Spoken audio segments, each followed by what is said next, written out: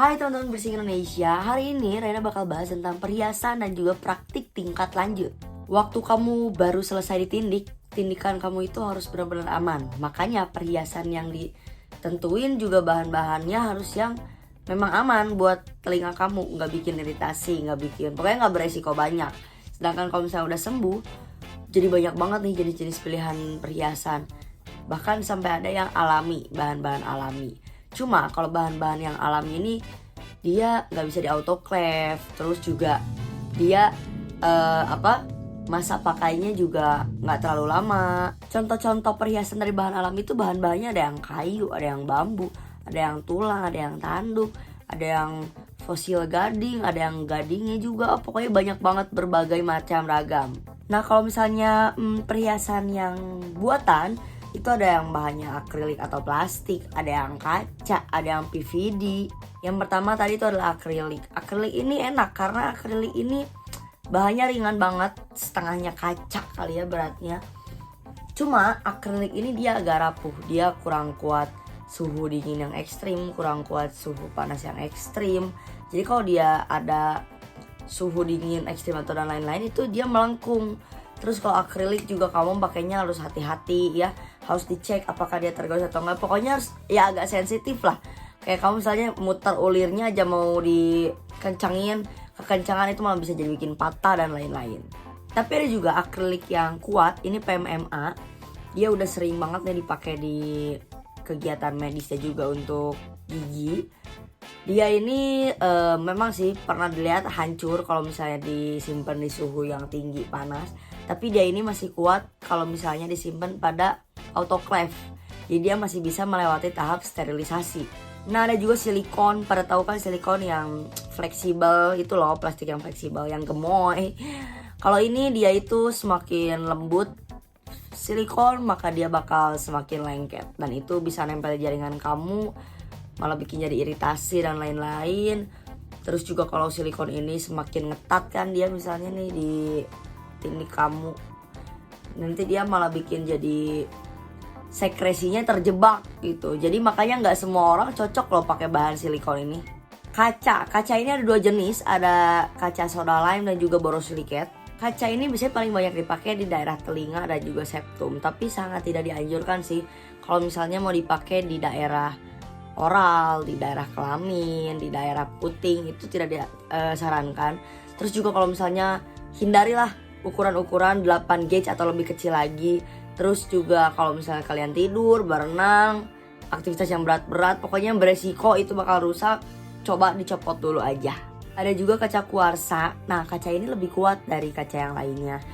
Dan ini tuh biasanya dipakai dijadiin bahan buat retainer. Tapi ini juga tetap aja bisa berpotensi untuk pecah.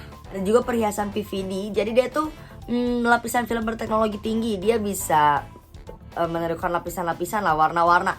Contohnya kayak misalnya jadi kayak warna tembaga, warna kuningan. Yang jelas-jelas kalau misalnya dipakai di telinga kan itu kurang bagus. Bukan di telinga aja, tapi dijadiin bahan perhiasan itu kurang bagus. Tapi akhirnya PVD tiru lah. Atau misalnya dia juga ngikutin tekstur-tekstur dari yang bahan-bahan yang memang tidak bersahabat harusnya kalau dijadiin perhiasan.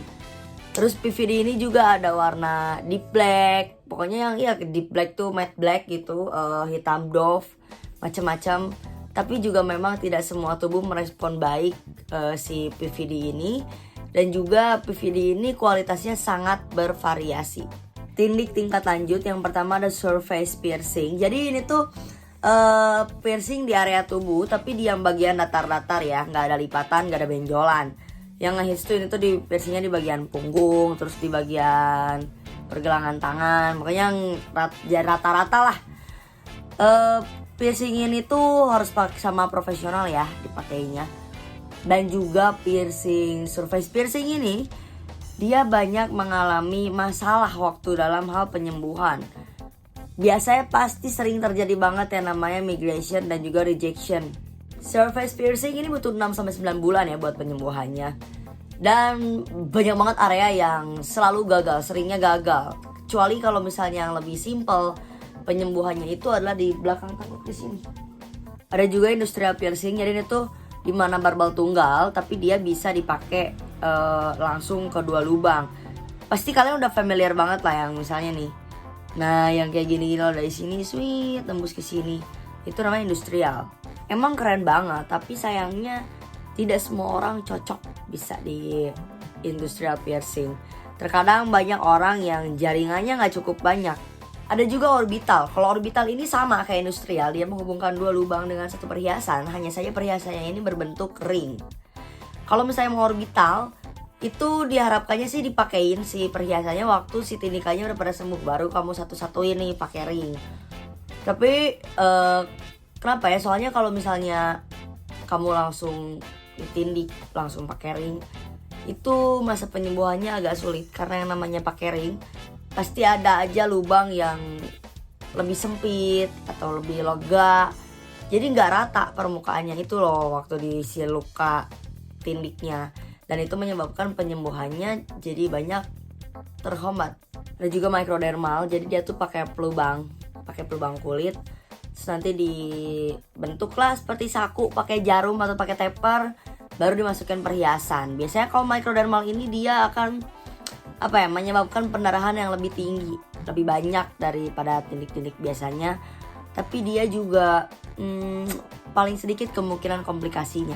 Ada juga dermal punch. Nah, ini lebih ekstrim lagi ya, karena dia ini langsung mengangkat jaringan yang ada. Kalau misalnya kulit mungkin iya bisa tumbuh lagi, tapi kalau misalnya yang diangkatnya adalah tulang rawan, itu hilangnya permanen. Ada implan. Implan ini sama kayak piercing karena dia menempatkan suatu benda asing ke dalam tubuh. Tapi ini lebih ekstrim lagi karena apa? Kulit kalian misalnya disayat, terus dimasukin entah itu silikon ataupun logam, biasanya ada bentuk hati, bintang. Pokoknya dia bikin efek 3 dimensi tapi dengan tekstur kulit menonjol. Beberapa resiko kecilnya itu bisa aja rejection dan juga implannya tiba-tiba hilang aja. Tapi kalau masalah besarnya adalah dimana jaringan di bawah si implan ini rusak karena kegesek dan lain-lain. Melepas implan itu lebih sulit daripada memasangnya karena sama-sama butuh sayatan juga, entah itu di sayatan lama ataupun kalau tidak memungkinkan dia akan membuat sayatan baru. Lebih sulit lagi kalau misalnya si implan ini terbungkus atau menempel dengan jaringan. Walaupun kamu waktu masang implannya oleh seniman profesional, kalau misalnya implannya udah menempel atau terbungkus oleh jaringan, kamu harus tetap aja butuh ahli bedah. Genital rib atau genital beading. Jadi ini tuh pemasukan implan juga, implan berbentuk manik bundar ke dalam kelamin. Kelaminnya itu biasanya paling populer di kelamin pria, walaupun di wanita juga bisa. Prosedurnya dia pakai pierce and taper, jadi dilubangin dulu pakai jarum, ukuran jarum, nanti lubangnya diperbesar pakai taper, baru dimasukin si manik-maniknya itu, baru dimasukin, nanti baru ditutup pakai pita bedah.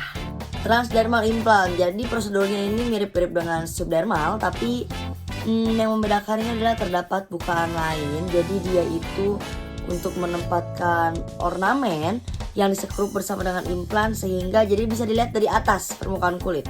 Persentase keberhasilan jangka panjangnya itu cuma 20%, dan kemungkinan rejection itu sangat mungkin terjadi. Bahkan kemungkinan paling parahnya adalah implannya itu tertanam di dalam jaringan. Ada juga praktik-praktik alternatif. Ini pertama ada play piercing. Jadi play piercing ini juga dipasangnya itu bukan oleh profesional melainkan oleh orang awam. Play piercing ini jadi penyisipan satu jarum atau beberapa jarum.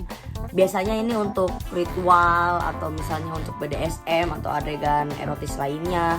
Tapi kalau misalnya nanti acara atau suatu ritualnya udah selesai, ya udah tinggal dilepas aja. Dia nggak akan meninggalkan bekas pada kulit kayak tindik biasanya. Dunia seni modifikasi tubuh itu benar-benar luas banget. Intinya kalau kalian pengen cari profesional dan juga lakukanlah dengan aman. Pikirkan resikonya baik-baik dan juga rawatlah sebisa mungkin. Pokoknya hindarilah yang namanya risiko-risiko itu. Dan juga saling hormati pilihan orang lain. Kalau misalnya kalian gak mau diimplan, orang lain mau diimplan, tetap hormati. Berikut juga kalau kalian diimplan dan orang lain gak suka orang yang diimplan, tetap hargai pilihan mereka itu. Ini saling menghargai, saling menghormati. Sekian informasi dari Raina dan sampai jumpa.